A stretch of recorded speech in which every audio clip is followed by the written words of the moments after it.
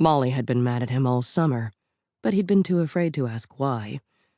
Henry hadn't made the premier soccer team, and Brett had started to display blatantly effeminate inclinations.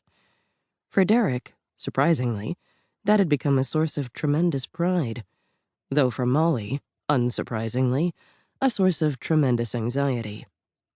All things considered, when Derek went to sleep that night, it was understandable that his subconscious would be working overtime. His dream started off in quite a pleasant manner. It was a perfectly crisp summer day. No kids in the house. He wondered if it was even his house, since there were empty glasses left on the kitchen island, and one couch pillow seemed slightly askew, which Molly would never allow. He opened the stainless steel refrigerator to find it completely filled with Kentucky bourbon barrel ale. He grabbed one, then a second, and strolled into the backyard. Curiously, Molly was digging a hole in the walking garden. More curiously, she was wearing a black string bikini. She hadn't worn a bikini since she'd gotten pregnant with their oldest Henry. 38 and after 2 kids, in a dream or out, she looked great. Runner's body, flat abs, and her breasts were pre-kids. It was his dream, so he rolled with it. Her body glistened with sweat, and her lean, tight legs were smeared with topsoil. She looked incredibly sexy. That was the thing about Molly. Cold as ice, but hot as hell.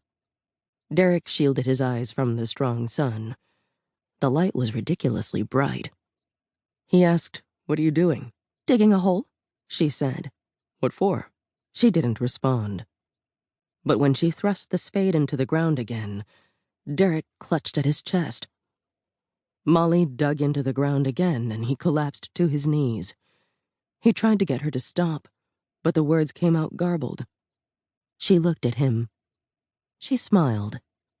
She went in for a third shovelful. He gasped for breath, but none came. Did people breathe in dreams? Derek wondered. Molly dug the shovel one more time, with greater force. She slowly twisted the shaft so that the blade ground into the dirt with a sickening scrape. To Derek, it felt like her every move was twisting his chest into knots. He thought about the boys and how unfair this would be to them. He wished he could see them again, but the sun was too blinding. "Wow," he muttered. "That light is really bright." And then Derek Goode died. It was 7:20 a.m. when West Windsor Police Department patrol officers Michelle Wu and Niket Patel pulled into the Windsor Ridge complex to address the 911 call. The paramedics had arrived moments before them. Emily and Ethan Phillips were entering the house. The twins had been born and raised in town and had joined the coincidentally named Twin W First Aid Squad while they were in college.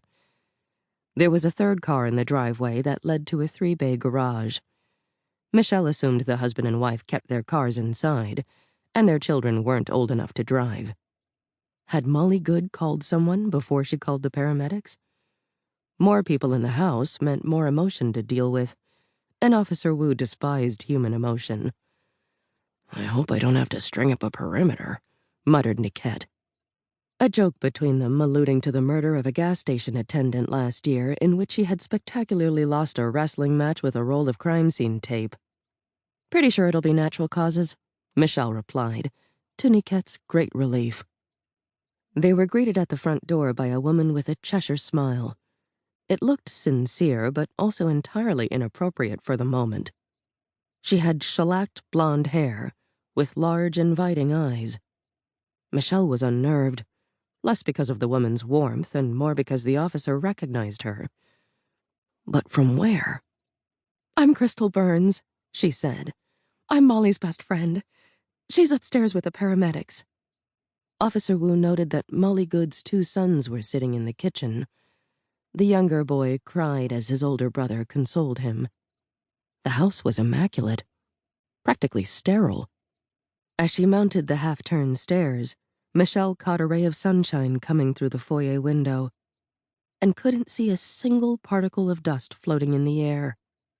They stepped past Molly, who stood by the entrance to the master bedroom, tissue in hand, but not a tear in her eye.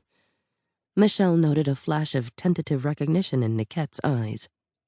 Molly looked as familiar to the two patrol officers as Crystal had.